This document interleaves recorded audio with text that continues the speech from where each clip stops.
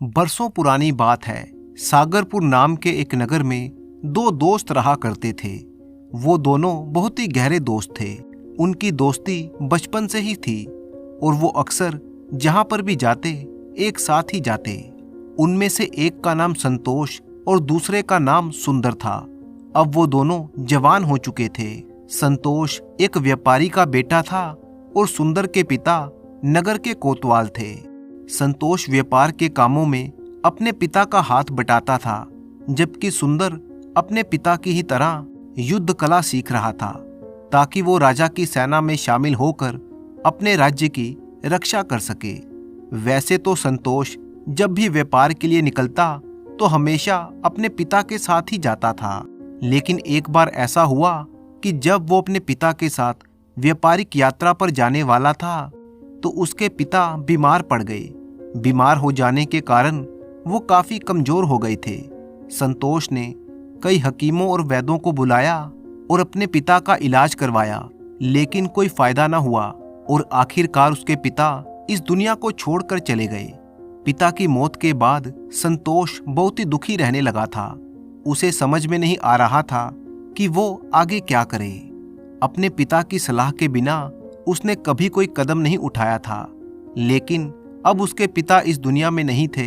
हाँ, लेकिन उसके पास अपने पिता की दी हुई नसीहतें जरूर थीं और संतोष ने ये फैसला कर लिया था कि वो अपने पिता की दी हुई नसीहतों पर ही चलेगा। उसके पिता अक्सर उसे समझाते थे कि बेटा, मैं सारा जीवन तुम्हारे साथ नहीं रहूंगा। एक समय वो भी आएगा जब तुम अकेले रह जाओगे और तुम्हें मेरे बिना ही सब कुछ करना पड़ेगा। ये व्यापार बड़ी ही ध्यान से करना पड़ता है। एक अच्छा व्यापारी वही है जो अपने माल को ऊंचे दामों पर बाजार में बेचे, लेकिन इसके अलावा व्यापारिक यात्रा के दौरान अपने माल की सुरक्षा करना और हर तरह के खतरों का सामना भी उसे करना पड़ता है। एक अच्छा व्यापारी वही है जो इन सभी चीजों को ध्यान में रखे। मुझे पूरी उम्मीद है कि तुम मेरी दी हुई इस नसीहत को हमेशा याद रखोगे। अपने पिता की दी हुई सलाहों को याद करके संतोष बहुत ही भावुक हो गया और आज वो समय आ चुका था जब संतोष सचमुच अकेला हो गया था। संतोष ने कुछ दिन घर में रहकर ही बड़े दुख में गुजारे। इस दौरान उसका दोस्त सुंदर उसके घर आता जाता रहा, उसे दिलासा देता रहा और उसे समझाता रहा कि दोस्त, दुख और सुख तो जीवन में आते ही रहते हैं। अब तुम्हें अपने भविष्य के बारे में सोचना चाहिए। मेरी मानो तो तुम एक बार फिर से अपना व्यापार शुरू कर दो। मुझे पूरी उम्मीद है कि तुम एक अच्छे व्यापारी बन जाओगे। एक दिन जब संतोष अपने घर में अकेला बैठा हुआ था, उसे इस बात का एहसास हुआ कि उसे सच में व्यापार शुरू करना चाहिए, क्योंकि अगर वो इसी तरह से घर में बैठा रहा तो अपने पिता की यादों में वो दुखी होता रहेगा। उसने सोचा कि क्यों ना इस बार वो अकेला ही एक व्यापारी यात्रा पर निकल जाए। उसके इस फैसले की खबर जब उसके दोस्त सुंदर को मिली तो वो भी उसके साथ चलने को तैयार हो गया, क्योंकि उसके पास भी आजकल कोई खास काम नहीं था और काफी दिनों से उसने अपने दोस्त के साथ ज्यादा समय भी नहीं गुजारा था।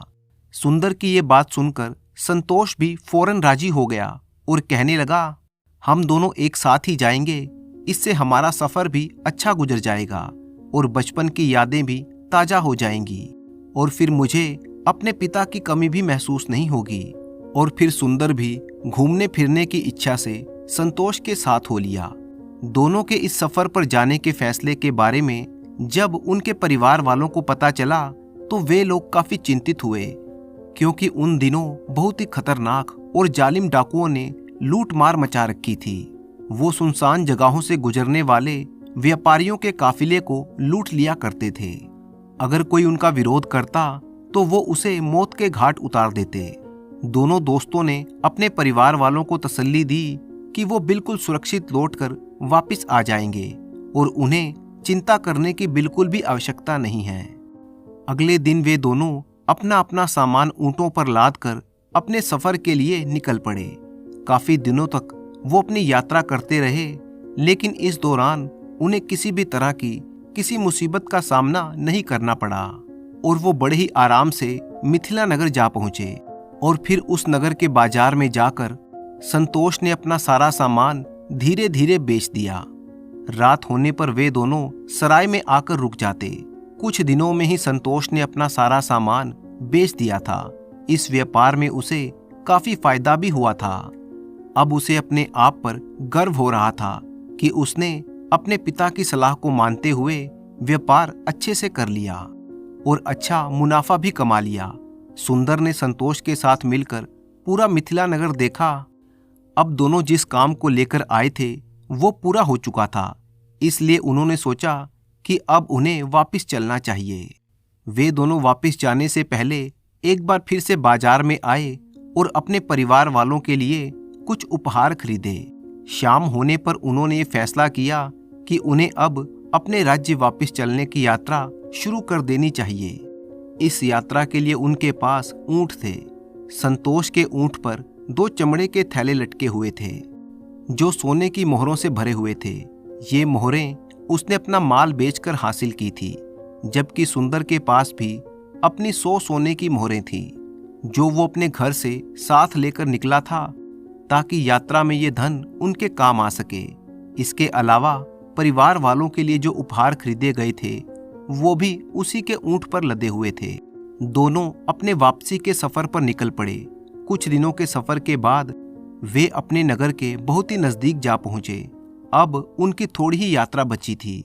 इसके बाद वो अपने अपने घरों को पहुंच जाते। अचानक उन्होंने सामने से धूल उड़ती हुई देखी और उनके कानों में घोड़ों की टापों की आवाज भी आ रही थी। उस धूल को देखकर और घोड़ों की टापों की आवाज को सुनकर दोनों दोस्त अपने अपने ऊंटों से नीचे उतर आए और सवालिया नजरों से एक दूसरे को देखने लगे। थोड़ी ही देर गुजरी थी कि बहुत से घुड़सवार उनके नजदीक आ पहुंचे। घुड़सवारों ने दोनों दोस्तों को घेर लिया। शक्ल सूरत से वे लोग डाकू लग रहे थे। उनके हाथों में चमचमाती हुई तलवारें थी।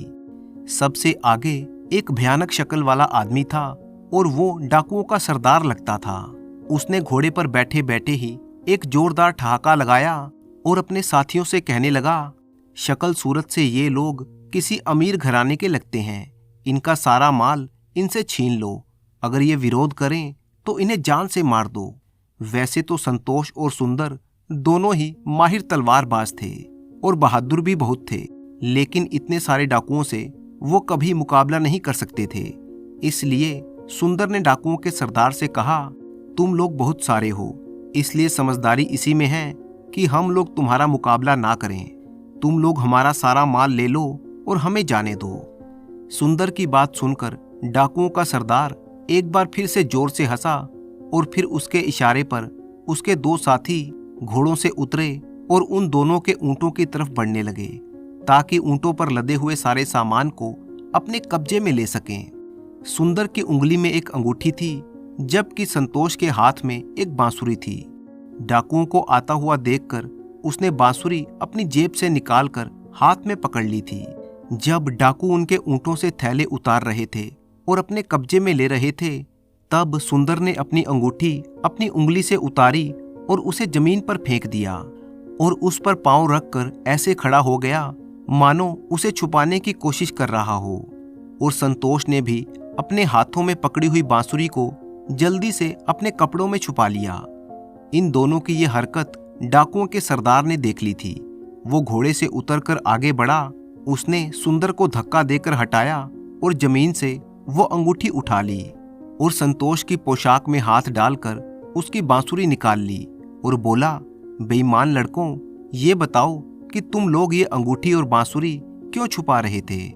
संतोष गिड़गिड़ाते हुए कहने लगा, अरे डाकुओं के सरदार, हमसे हमारा सारा माल छीन लो, लेकिन ये अंगूठी और बांसुरी हमें वापस कर दो। संतोष की बात सुनकर डाकुओं के सरदार ने बड़ी गौर से उस अंगूठी और बांसुरी को देखा। वो कहने लगा, ना तो ये अंगूठी सोने की है और ना ही इस बांसुरी पर कोई हीरे जड़े हुए हैं, तो फिर तुम लोग इन मामूली चीजों के लिए इतने परेशान क्यों हो रहे हो? डाकुओं के सरदार की बात सुनकर संतोष ने कहा, अंगूठी और बांसुरी का एक रहस्य है। उधर सामने के पहाड़ों के पास वाले जंगल में हजारों साल पुराना एक पेड़ है। उसकी पहचान ये है कि वो जंगल में सबसे घना और सबसे बड़ा पेड़ है और एक तालाब उसके बिल्कुल नजदीक ही है। अगर कोई आदमी शनिवार वाले दिन उस पेड़ के नीचे खड़े होकर इस उंगली को अंगूठी में पहनकर ये बांसुरी बजाएगा तो उसके बाद जो कुछ भी होगा उसे देखकर वो आदमी हैरान रह जाएगा। संतोष की बातें सुनकर डाकुओं के सरदार की आंखें चमकने लगी। उसे वो सारी कहानियां याद आ गईं जिसमें तरह तरह की जादुई चीजें हुआ करती थीं। संतोष की बातों से उसने ये अंदाजा लगाया कि अंगूठी और बांसुरी का संबंध किसी जादू से है। वो सोचने लगा हो सकता है इनका इस्तेमाल करके बहुत सारा धन वो पा सके। इसलिए उसने वो दोनों चीजें अपनी जेब में रख लीं और मन ही मन सोचने लगा कि वो जंगल में जाकर उस पेड़ के नीचे खड़ा होकर ये अंगूठी पहनेगा और बांसुरी बजाएगा और कल ही शनिवार है, कल ही मैं ये काम कर दूंगा, फिर देखूंगा कि क्या होता है। जितनी देर डाकुओं के सरदार ने इन दोनों से बातें की, इतनी देर में उसके साथियों ने संतोष और सुंदर से लूटा हुआ सारा सामान अपने घोड़ों पर लाद लिया था और फिर सरदार ने अपने सभी साथियों को वहां से रवाना होने का इशारा कर दिया तो सभी ने अपने अपने घोड़ों का रुख मोड़ा और तेजी से भागते हुए नजरों से ओंझल हो गए। अच्छी बात यह थी कि उन्होंने संतोष और सुंदर के ऊंटों को अपने कब्जे में नहीं लिया था, वरना उन दोनों को घर पहुंचने में बहुत ज्यादा मुश्किल हो जाती। संतोष ने ऊंट पर सवार होते हुए कहा, खाली हाथ घर लौटते हुए मुझे बिल्कुल भी अच्छा नहीं लग रहा। सुंदर ने उसे तसल्ली दी और कहने लगा, चिंता क्यों करते हो, ईश्वर ने चाहा तो सब कुछ ठीक हो जाएगा। फिर वो दोनों दोस्त अपने अपने घरों की तरफ चल दिए। सफर अब थोड़ा ही बाकी था, लेकिन वे दोनों बहुत ही उदास थे। ना तो उनके पास खाने के लिए और ना ही पीने के लिए कुछ था। ऊपर से उन्हें डाकुओं के हाथों लुट जाने का भी दुख था। वे चाहते थे कि किसी न किसी तरह से उन चोरों को वो सबक जरूर सिखा सकें और इसलिए उन्होंने डाकुओं को अंगूठी और बांसुरी के झूठे जाल में फंसाया था। उन्हें इस बात का भी अंदाजा था कि डाकुओं का सरदार कुछ नया हासिल करने के इरादे से उस जगह पर जरूर आएगा जिस जगह के बारे में उन्होंने डाकुओं के सरदार को बताया था। जब वे दोनों अपने नगर में पहुंचे तो उनकी हालत बहुत ही खराब थी। गर्मी और लू के कारण उनके चेहरे झुलस गए थे। दोनों ने अपने घर पहुंचकर अपने परिवार वालों को डाकुओं के हाथों लुट जाने की सारी कहानी सुनाई। उनकी कहानी सुनकर सभी को बहुत ही दुख हुआ, मगर उन्हें इस बात की तसल्ली थी कि डाकुओं ने इन दोनों लड़कों को कोई नुकसान नहीं पहुंचाया था। और फिर अगले दिन शनिवार दोपहर की बात है, डाकुओं का वो सरदार अपने सभी साथियों के साथ उस झील के पास उस पुराने पेड़ के नीचे आ पहुंचा। डाकुओं का सरदार बहुत ही खुश था कि अब अंगूठी और बांसुरी के राज से पर्दा उठ जाएगा। उसने अंगूठी को अपनी उंगली में पहना और फिर बांसुरी बजाने लगा। बांसुरी की आवाज इतनी तेज थी कि आसपास के पेड़ों पर बैठे हुए पक्षी शोर मचाते हुए उड़ गए, मगर डाकुओं का सरदार बांसुरी बजाने में ही लगा रहा। उसके बाकी साथी उसे बड़ी हैरानी से और बड़ी दिलचस्पी से देख रहे थे। अचानक नजदीक के पेड़ों से बहुत सारे सैनिक कूद कूद कर जमीन पर उतर आए और बेखबर डाकुओं की तरफ बढ़ने लगे। बहुत सारे सैनिक घनी झाड़ियों में भी छिपे हुए थे। वे भी बाहर आ गए और इन सैनिकों के साथ सुंदर के कोतवाल पिता भी थे। सैनिकों के हाथों में तलवारें थी। उन्होंने सभी डाकुओं को घेर लिया। एक तो डाकू बेखबर थे, दूसरे सिपाही इतने ज्यादा थे कि डाकू उनका मुकाबला नहीं कर सकते थे। इसलिए बड़ी आसानी से सैनिकों ने सभी डाकुओं को अपने काबू में कर लिया। उनकी तलवारें और उनके खंजर अपने कब्जे में ले लिए।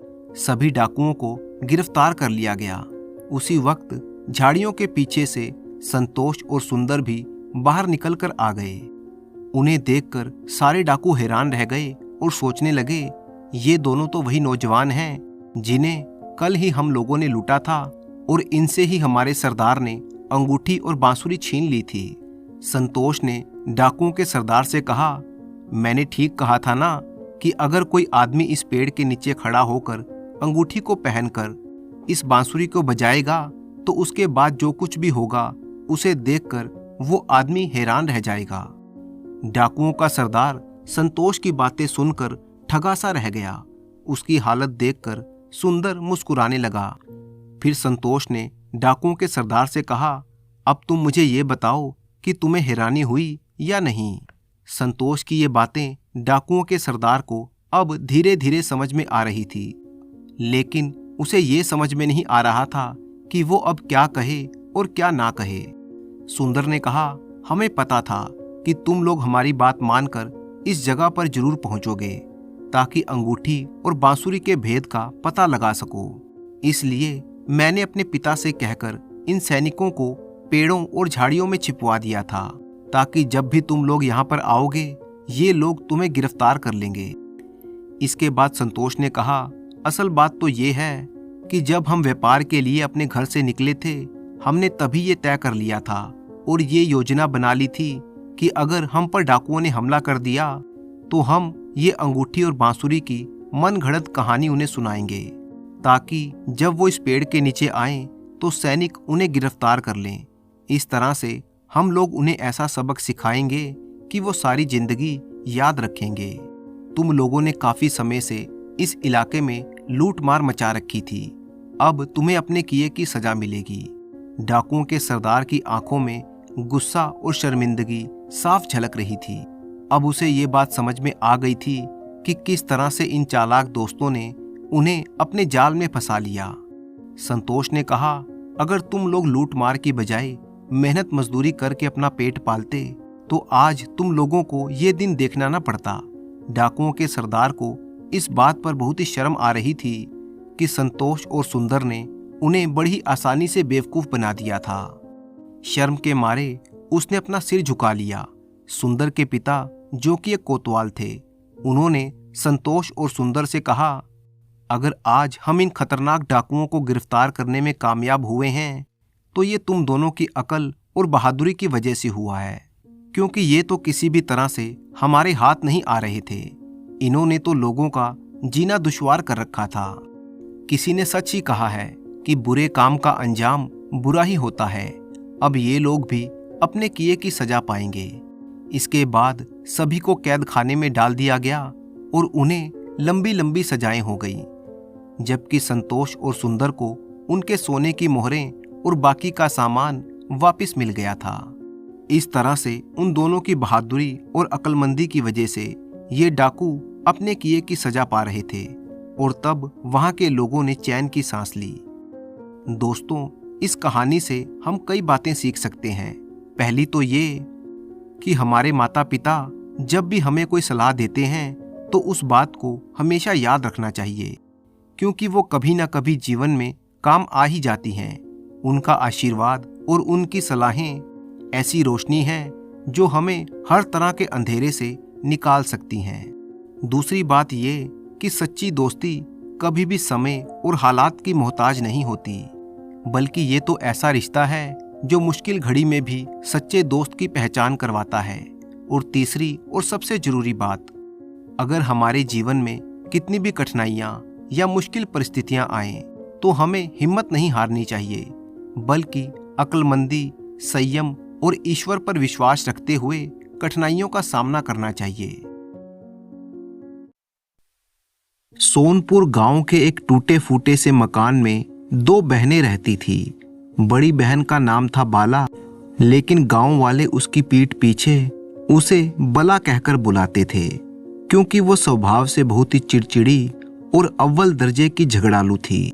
उसके दिल में किसी और के लिए तो क्या, अपनी छोटी सौतेली बहन रूपा के लिए भी बिल्कुल भी प्यार और दया की भावना नहीं थी। घर का सारा काम रूपा से करवाती थी, लेकिन इसके बावजूद भी वो अपनी छोटी बहन पर बहुत ही ज्यादती करती थी। गांव का हर आदमी बाला से नफरत करता था, लेकिन दूसरी तरफ रूपा के साथ हर गांव वाले की हमदर्दी थी और बाला इसका पूरा फायदा उठाती थी। जब भी गांव वालों से उसे कोई काम पड़ता तो वो रूपा को आगे करती। एक दिन उसका मीठे चावल खाने का दिल था तो उसने अपनी बहन रूपा से कहा कि रूपा, तू जा गांव में किसी से एक कटोरा शक्कर मांग कर ले आ।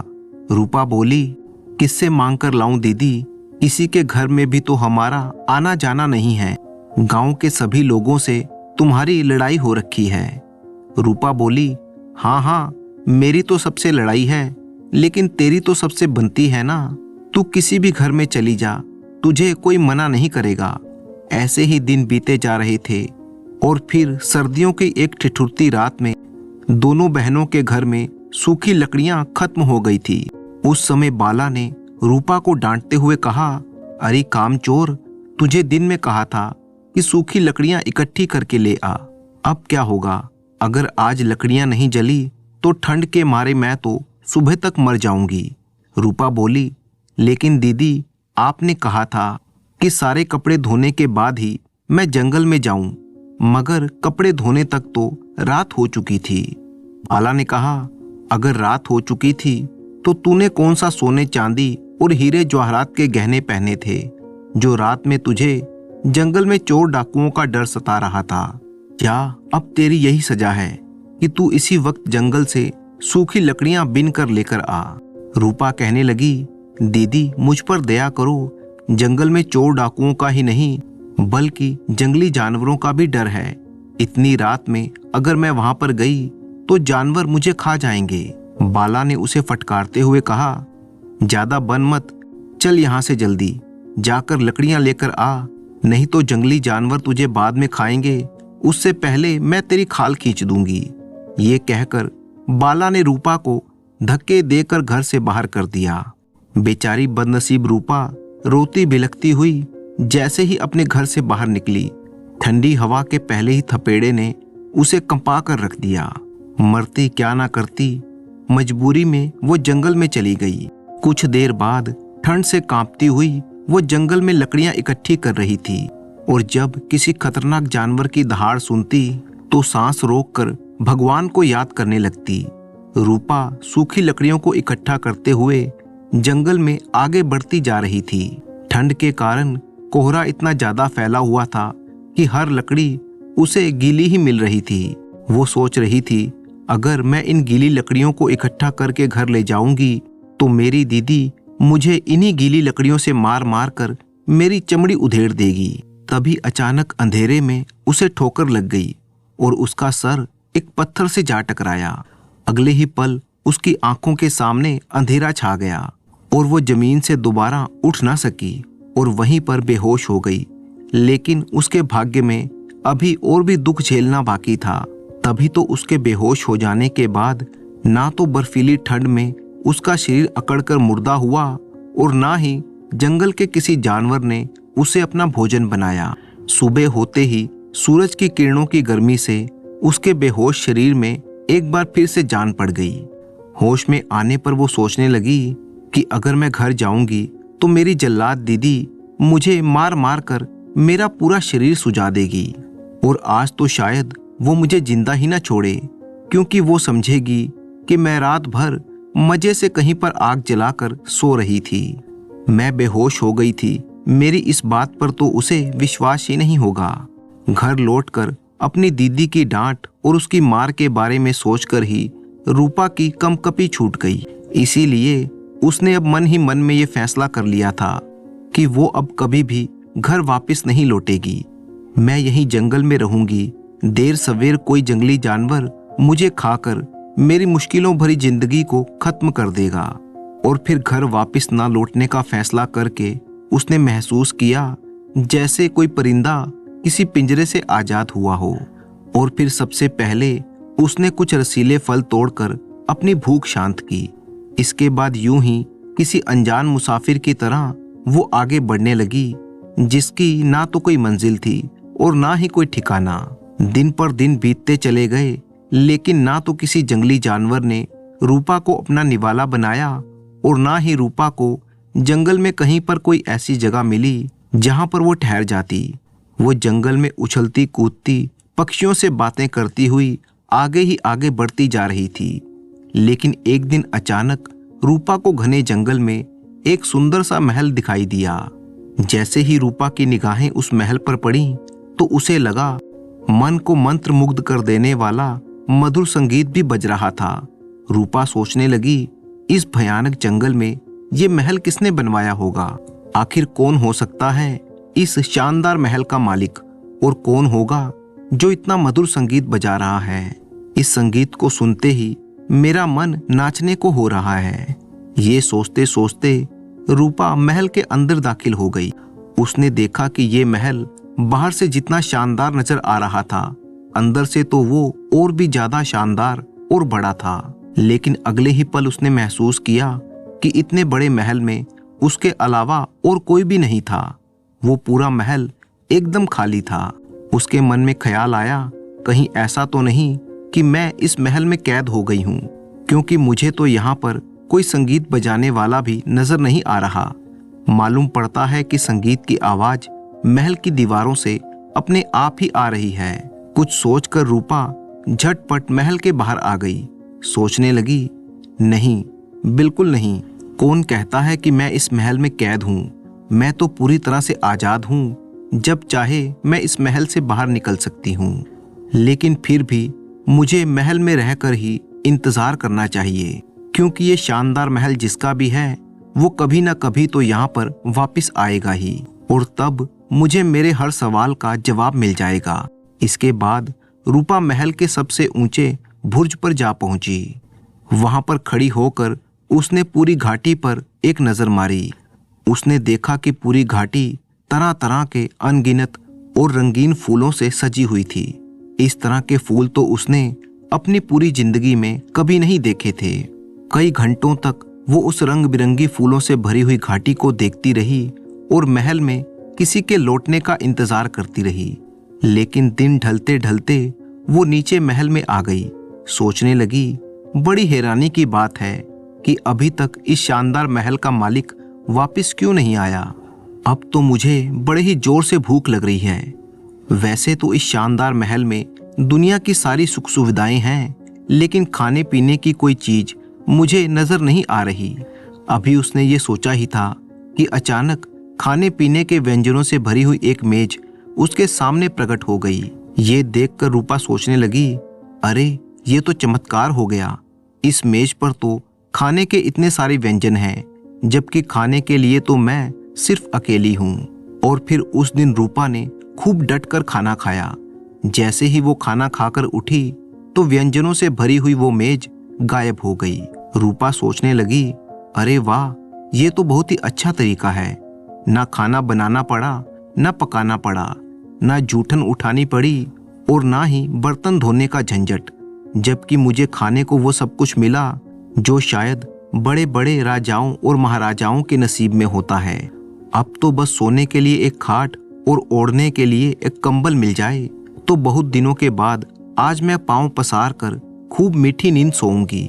अभी उसने ये सोचा ही था कि अचानक उसके सामने एक मखमली चादर बिछा हुआ एक शानदार पलंग प्रकट हो गया। ये देखकर रूपा कहने लगी, अरे वाह, ये पलंग कितना बड़ा और कितना शानदार है। जैसे ही वो पलंग पर लेटी तो उस महल में आ रहा प्रकाश मानो दीवारों में वापस समा गया और एक खिड़की से चंद्रमा की रोशनी उस कमरे में उजाला कर रही थी। इसके साथ ही वो मधुर संगीत भी बजना बंद हो गया, जिसे अब तक रूपा सुन रही थी। पलंग पर लेटे हुए कुछ ही पल बीते थे कि रूपा को खूब गहरी नींद आ गई। सुबह होने पर जैसे ही वो पलंग से उठी तो पलंग गायब हो गया और वो मधुर संगीत एक बार फिर से बजने लगा। और ठीक उसी समय कुछ लड़कियां जो पहनावे से किसी राजमहल की दासियां लग रही थी, अचानक उसके पास आई और कहने लगी, हम सब आपकी दासियां हैं मालकिन, और हमें इस महल के स्वामी ने आपकी सेवा में भेजा है ताकि हम आपको नहला धुलाकर आपका ऐसा श्रृंगार कर दें कि देखने में आप इसी जादुई महल की मालकिन नजर आएं। रूपा कहने लगी, क्योंकि मैं एक मामूली सी लड़की हूँ और बिना किसी से पूछे मैं इस महल में घुस आई हूँ, तो भला मैं यहाँ की मालकिन कैसे हो सकती हूँ। और फिर वो दासियां रूपा को अपने साथ ले गईं। उन्होंने रूपा को स्नान करवाया, रेशम की बनी हुई एक शानदार पोशाक पहनवाई, हीरे मोतियों से बने हुए जेवरों से उसे सजाया गया। अब रूपा किसी महारानी से कम नहीं लग रही थी। रूपा दासियों से कहने लगी, मेहरबानी करके मुझे ये तो बता दो कि ये सब आपने किसके कहने पर किया है, और तुम सब ने इस महल को जादुई महल कहा था, तो इस जादुई महल का मालिक कौन है। दासियां कहने लगी हम सब आपकी दासियां हैं और आप ही इस जादुई महल की मालकिन हो। ये कहकर दासियां वहां से अचानक गायब हो गई। रूपा हैरान होते हुए कहने लगी, अरे नहीं नहीं, मुझे यहाँ पर अकेला छोड़कर मत जाओ। इसके बाद रूपा अपने आप से कहने लगी, आखिर कौन है इस महल का मालिक और उसने मुझे कब देखा और कहाँ देखा जो मुझ पर इतनी मेहरबानियां कर रहा है। और फिर कुछ सोचकर रूपा कहने लगी, जादुई महल के मालिक, तूने अब तक मेरी सारी इच्छाएं पूरी की हैं। तू मेरे मन की हर बात सुन लेता है। इस जादुई महल के मालिक, या तो तू मेरी हर बात का जवाब दे, वरना मैं इस महल की सोने की दीवारों से सिर टकरा टकरा कर अपनी जान दे दूंगी। और अगले ही पल रूपा के सामने की दीवार पर एक सफेद चकोर पत्थर प्रकट हुआ और उस पर सुनहरे अक्षर बनने लगे, जिस पर लिखा जा रहा था, रूपा, मैं खुद भी यही चाहता हूँ कि मैं तुम्हारी इस सुंदरता को निहारूं, लेकिन मैं मजबूर हूँ। रूपा, मैं तुम्हारे सामने नहीं आ सकता। ये पढ़कर रूपा कहने लगी, महल के दयालु स्वामी, तुम्हारे पास इतनी सुख सुविधाएं हैं तो निश्चित ही ये महल तुमने अपने लिए बनवाया होगा।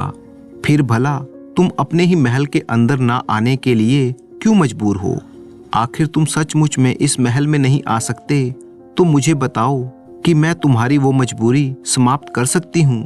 पत्थर पर फिर से शब्द बनने लगे, जिसमें लिखा हुआ था, हाँ रूपा, अगर तुम चाहो तो मेरी मजबूरी को खत्म कर सकती हो, लेकिन जब तक मेरी मजबूरी खत्म नहीं हो जाती तब तक मैं बता नहीं सकता कि मेरी क्या मजबूरी है और तुम उसे कैसे खत्म कर सकती हो। इसलिए सिवाय इंतजार करने के और कोई चारा नहीं है।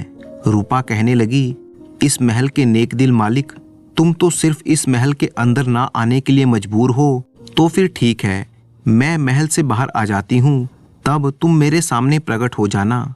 रूपा दीवार पर इस बात का जवाब पढ़ने लगी, नहीं रूपा, मैं महल के अंदर ना आने के लिए मजबूर नहीं हूँ, बल्कि मैं तो तुम्हारे सामने ना आने के लिए भी मजबूर हूँ। ये पढ़कर रूपा कहने लगी, इस महल के मालिक, ये तुम क्या कह रहे हो? तुम्हें मेरे कारण इस महल से बाहर जाना पड़ा? ठीक है, अब मैं इस महल में नहीं रहूंगी। ये महल तुम्हारा है और तुम ही इसमें रहोगे। और फिर पछतावा करती हुई, दुखी होती हुई रूपा उस महल से बाहर निकल गई। महल से बाहर आकर वो उदास और दुखी मन से इधर उधर टहलने लगी। सोचने लगी, मैं भी कितनी अभागी हूँ, जिसने मुझ पर दया करके इस महल में रहने दिया। हर तरह की सुख सुविधा मुझे दी, वही मेरे सामने प्रकट होने से मजबूर है। जब वो इधर उधर टहलते हुए थक गई तो उसके मन में बैठने की इच्छा हुई और तभी उसके सामने बैठने के लिए एक शानदार कुर्सी प्रकट हो गई। वो सोचने लगी, इसका मतलब ये है कि जादुई महल का स्वामी मेरे मन की आवाज हर जगह सुन सकता है। वो कहने लगी, जादुई महल के स्वामी, तुम यहाँ पर भी मेरे मन की आवाज सुन सकते हो, तो कम से कम मुझे यही बता दो कि मुझ में ऐसी क्या कमी है जिसके कारण तुम मेरे सामने ना आने के लिए मजबूर हो। तभी उसके सामने मौजूद पत्थर पर अक्षर लिखे जाने लगे, रूपा, तुम्हारे अंदर कोई कमी नहीं है, तुम तो बहुत ही नेक दिल और समझदार लड़की हो। लेकिन रूपा, तुमने मेरी सुविधा के बारे में सोचकर इस महल से बाहर आने का फैसला किया, इस बात से मुझे बहुत ही दुख पहुंचा है। ये पढ़कर रूपा कहने लगी, जादुई महल के स्वामी, क्योंकि तुम मेरे सामने प्रकट होना तो दूर, बल्कि अपनी आवाज तक मुझे ना सुनाने के लिए मजबूर हो, तो भला मैं तुम्हारे महल में कैसे रहूं? जबकि मैं अगर इस महल में रहूंगी तो तुम महल से बाहर रहोगे। और फिर रूपा इस बात का जवाब उस पत्थर पर पढ़ने लगी, जिस पर लिखा था, रूपा, मैं अभी तुम्हें अपनी आवाज सुना सकता हूँ, लेकिन मुझे डर है कि मेरी आवाज सुनकर कहीं तुम डर कर यहाँ से भाग ना जाओ। रूपा कहने लगी, अगर तुम समझते हो कि तुम्हारी आवाज इतनी खराब या इतनी भद्दी है कि मैं उसे सुनकर डर जाऊंगी, तो मैं वचन देती हूँ कि मैं यहाँ से कहीं नहीं भागूंगी। इसलिए अब तुम बेफिक्र होकर मुझे अपनी आवाज तो सुना ही दो।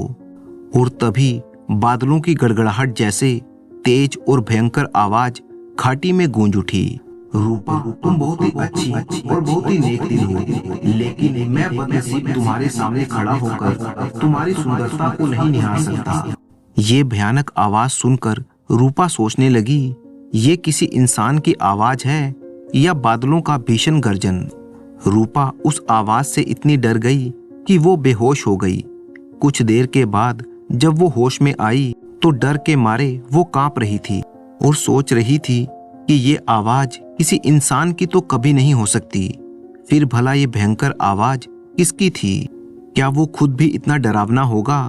तभी वो अपने सामने मौजूद पत्थर पर अक्षरों को पढ़ने लगी, जिस पर लिखा था, शुक्र है मेरे उस भगवान का कि मेरी भयंकर आवाज सुनकर बेहोश हो जाने के बावजूद भी होश में आने के बाद तुम्हारे मन में यहाँ से भाग जाने का ख्याल नहीं आया। और अब भगवान के लिए कभी दोबारा मेरी आवाज सुनने की जिद मत करना। तुम अब महल में जाओ, मेरी चिंता मत करो, क्योंकि मैं इस महल के बाहर भी पूरी सुख सुविधाओं के साथ रहता हूँ, जैसा कि मैं तुम्हारे महल में मेहमान बनकर आने से पहले रहता था। लेकिन तब मैं हर पल दुखी रहता था और उस मजबूरी के बारे में सोचकर जिसके कारण मैं तुम्हारे सामने नहीं आ सकता। रूपा कहने लगी, तुम्हारी आवाज भले ही डरावनी हो, लेकिन मैं तुम्हें अपना स्वामी मान चुकी हूँ। मैं तुम्हें अपने सपनों का राजकुमार समझती हूँ, ऐसा राजकुमार जो मुझे बहुत ही प्यार करता है। इसलिए अब मैं चाहती हूँ कि तुम्हारी जो भी मजबूरी है उसे हमेशा के लिए ना सही, कम से कम कुछ देर के लिए तो तुम भूल ही जाओ और मेरे सामने इसी पल प्रकट हो जाओ। नहीं तो मैं ये समझूंगी कि तुम्हारा प्यार सिर्फ एक दिखावा है और मैं इस घाटी से हमेशा के लिए चली जाऊंगी।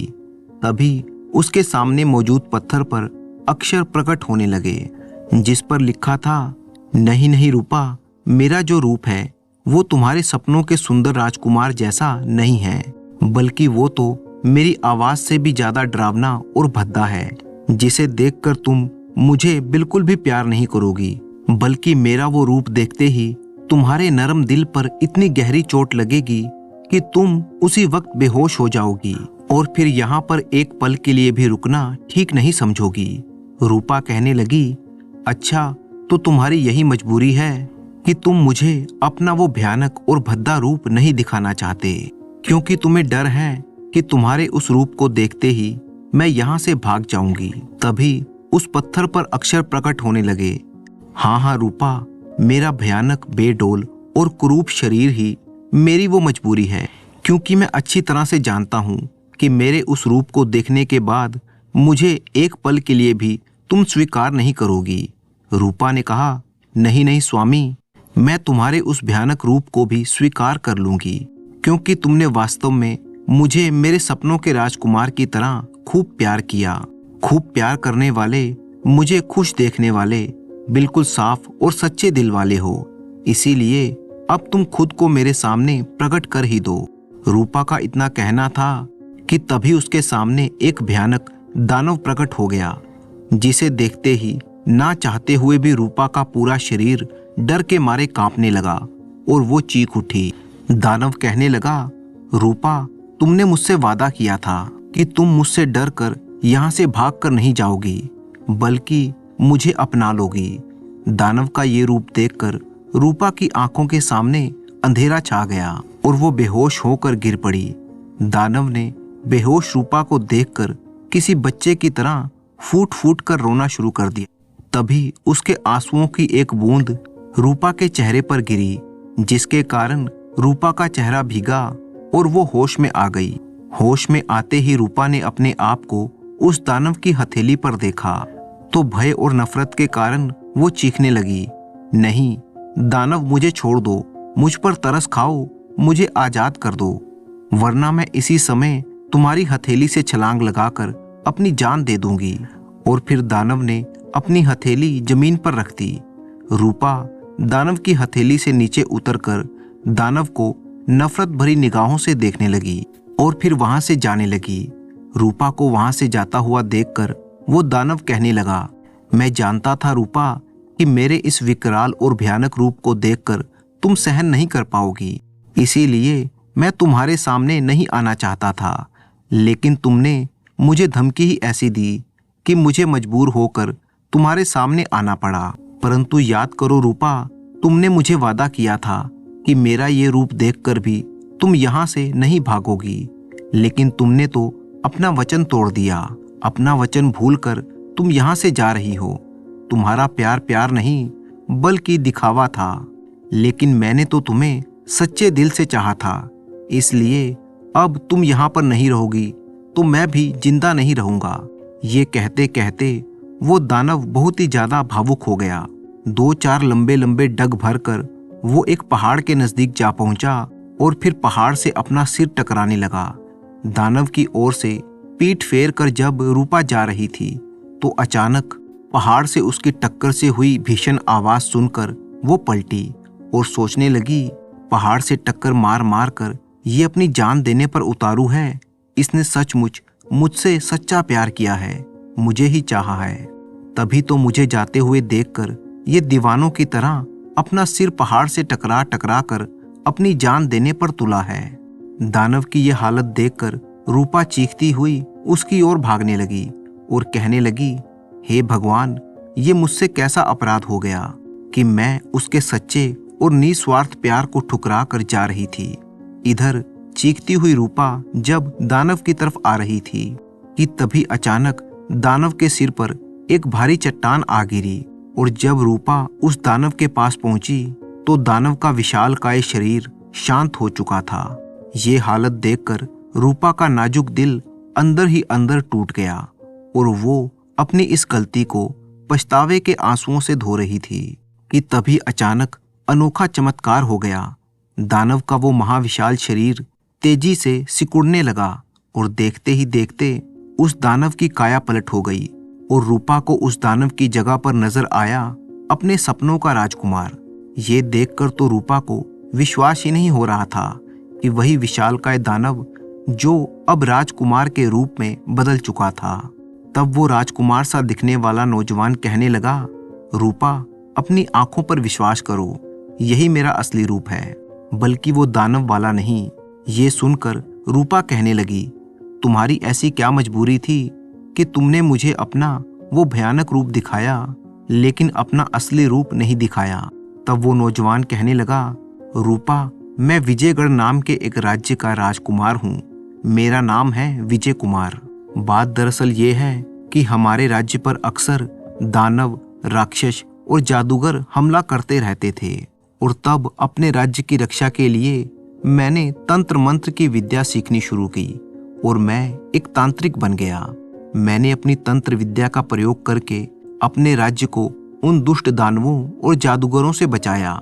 लेकिन धीरे धीरे मुझे अपनी तांत्रिक शक्तियों पर इतना घमंड हो गया कि मैंने उनका गलत इस्तेमाल करना शुरू कर दिया। अपनी तंत्र विद्या से मैं अपना रूप भी बदल सकता था। एक दिन जब मैं जंगल में शिकार के लिए गया तो वहां पर एक ऋषि महाराज की कुटिया थी जो अपनी बेटी के साथ वहां पर रहते थे। जब मेरी नजर उस ऋषि कन्या पर पड़ी तो मैं उसके रूप सौंदर्य को देखकर उस पर मोहित हो गया और उसे पाने की इच्छा रखने लगा। लेकिन ऋषि महाराज की बेटी ने मेरे प्रेम प्रस्ताव को ठुकरा दिया। मुझे ये बात बिल्कुल भी अच्छी नहीं लगी। मैं तो हर हालत में उसे पाना चाहता था, इसीलिए मैं तरह तरह से उसको और ऋषि महाराज को तंग करने लगा। इसी दौरान एक दिन मैंने अपनी मायावी तांत्रिक विद्या से एक दानव का रूप बनाया और उन ऋषि के आश्रम में जा पहुंचा। लेकिन ऋषि महाराज ने अपनी योग विद्या से मुझे पहचान लिया और कहा कि तुम विजयगढ़ के राजकुमार विजय कुमार हो। मैं तुम्हें श्राप देता हूँ कि तुम आज से अपने इसी मायावी दानव के रूप में ही रह जाओगे, जिसे धारण करके तुम हम लोगों को डरा रहे हो। जब मुझे अपनी गलती का एहसास हुआ तो मैंने ऋषि महाराज से माफी मांगी और बोला कि महात्मा जी, ये सब तो मैंने सिर्फ इसलिए किया था क्योंकि मैं आपकी पुत्री से प्रेम करता था और प्रेम के वश होकर ही मैंने ऐसा दुस्साहस किया। मेहरबानी करके मुझे माफ कर दीजिए। मैंने बार बार ऋषि महाराज से माफी मांगी और भविष्य में कभी अपनी मायावी और तांत्रिक शक्तियों का गलत इस्तेमाल ना करने का वचन दिया। तब कहीं जाकर ऋषि महाराज को मुझ पर दया आई और वो कहने लगे कि मेरा श्राप तो झूठा नहीं हो सकता, मतलब कि तुम अपनी इच्छा से अब अपना ये दानव का रूप नहीं त्याग सकते, ना ही कोई दूसरा रूप धारण कर सकोगे। लेकिन तुमने एक कन्या के प्रेम में पड़कर ये सब किया है, इसीलिए जब भी कभी कोई सुंदर कन्या तुम्हारे इस दानव रूप को ही स्वीकार करते हुए सच्चे दिल से तुम्हें प्यार करेगी और जब वो पहली बार अपने मुंह से अपने प्रेम को प्रकट करेगी, तभी तुम्हें अपना असली मनुष्य का रूप प्राप्त हो पाएगा। और तब मैंने इस मायावी दानव के रूप में वापस अपने नगर में जाना ठीक नहीं समझा, बल्कि मैं इस मनोरम घाटी में एक महल बनाकर रहने लगा, ये सोचकर कि इस महकती हुई घाटी में शायद कोई लड़की आ जाए और मेरे महल की मेहमान बन जाए। तब मैं खुद को अदृश्य करके उसकी खूब सेवा और आवभगत करूंगा, उसे खूब प्यार करूंगा, उसका पूरा ख्याल रखूंगा।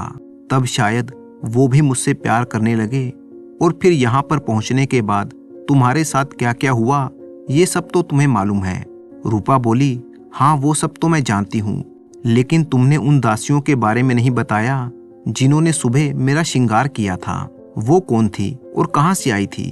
राजकुमार बोला, वे सभी तो मेरी जादुई शक्तियों से बनी हुई दासियां थी। और रूपा, अब हम महल में चलते हैं। जैसे ही वे दोनों महल में दाखिल हुए तो दासियों ने उनका महल में स्वागत किया। एक दासी ने आकर कहा, मालिक भोजन तैयार है। खाना खाने के बाद जब वे दोनों विश्राम करने के लिए कमरे में पहुंचे तो अचानक रूपा कुछ उदास सी हो गई। राजकुमार ने जब इसका कारण पूछा तो वो कहने लगी, प्रिय राजकुमार, मैं तो यहाँ पर पूरे ठाठ बाट से रह रही हूँ, जबकि मेरे गांव में मेरी बड़ी बहन बाला है जो कि वहाँ पर गरीबी में दुख भरा जीवन बिता रही है। राजकुमार बोला, अच्छा बस इतनी सी बात, आओ देखते हैं कि तुम्हारी बहन बाला इस समय कहाँ पर है और क्या कर रही है। इतना कहकर राजकुमार ने दीवार की ओर हाथ उठाया और कोई मंत्र बोला। उसी पल दीवार पर लगे हुए एक बड़े से शीशे में रूपा का गांव दिखाई देने लगा। राजकुमार बोला, रूपा, ये जो शीशे में दिखाई दे रहा है ये तुम्हारे गांव का नजारा है और वो रही तुम्हारी बहन बाला। उन्होंने शीशे में देखा कि गांव वाले उसकी बहन बाला से पूछ रहे थे, बाला सच सच बता कि रूपा कहाँ पर है, वो इतने दिनों से गांव में दिखाई नहीं दे रही। बाला कहने लगी, वो कलमुही कहीं चली गई या भाग गई, मुझे नहीं मालूम। गांव वालों ने कहा, नहीं तू झूठ बोलती है, जरूर तूने उसे मार डाला। और फिर सारे गांव वाले मिलकर बाला को जबरदस्ती गांव की पंचायत के सामने ले गए। हर कोई बाला के वर्ताव के बारे में जानता था, इसीलिए सब कुछ सुनने और समझने के बाद पंचों ने यह फैसला किया कि बाला ने अपनी मासूम बहन रूपा को मार दिया है, या तो उसकी लाश नदी में बहा दी है या फिर रात के अंधेरे में उसे जमीन में गाड़ दिया है। इसीलिए इसे मारो और तब तक मारो जब तक ये मर ना जाए या फिर अपना जुर्म कबूल ना कर ले। शीशे में ये सब देख रही रूपा घबरा गई और कहने लगी, राजकुमार, भगवान के लिए मेरी बहन को बचा लो, नहीं तो ये गांव वाले उसे सचमुच मार डालेंगे। राजकुमार बोला, रूपा, सच में तुम कितनी दयालु हो। जिस बहन ने हमेशा तुम पर अत्याचार किए, आज जब वो मुसीबत में है तो तुम्हारे दिल में उसके लिए भी दया है। खैर छोड़ो। तभी राजकुमार ने कोई मंत्र पढ़ते हुए शीशे की ओर हाथ उठाया।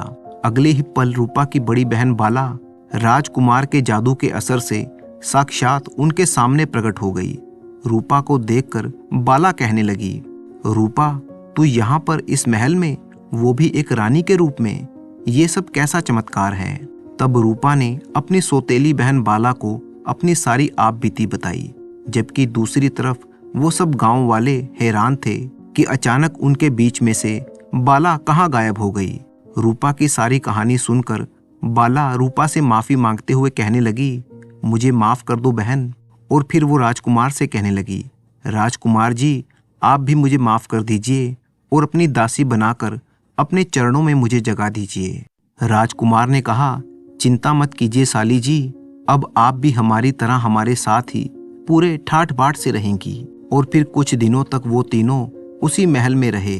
काफी दिन बीत जाने के बाद एक दिन रूपा ने राजकुमार विजय से कहा कि अब आपको अपना असली रूप मिल ही चुका है, तो हमें चलकर आपके माता पिता से आशीर्वाद भी ले लेना चाहिए। राजकुमार ने कहा, तुम ठीक कहती हो रूपा, हम आज ही अपने राज्य वापस चलेंगे। और फिर कुछ ही देर के बाद वे तीनों रथ पर बैठे। इसके घोड़े हवा से बातें करते थे। शाम ढलते ढलते राजकुमार अपने राज्य में वापस पहुंच चुका था। जनता राजकुमार को देखते ही उनकी जय जयकार करने लगी।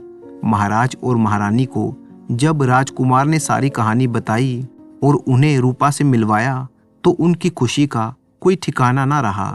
महाराज कहने लगे, बेटा अब मैं थक चुका हूँ, ये राजपाट तुम संभालो।